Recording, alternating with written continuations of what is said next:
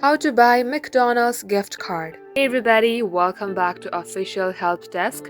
In today's video, I'm gonna show you where you can get them. So without any further ado, let us get started. Open up any of the web browser from your device. At the top search bar, type in Get Our Card. Our Card is also known as McDonald's gift card. Then you will see Our Card McDonald's gift card at the first search result. Tap open it and here tap on Buy a gift card. At this section, you will see a lot of Our Cards. Tap on any one that you would like to buy. Here, choose the amount that you would like to add in your ARC card. Select the quantity. Now, if you are buying this card to send a gift to any of your friends, type in the recipient and sender's name. And also write a gift message if you would like. Once done, tap on Add to Cart.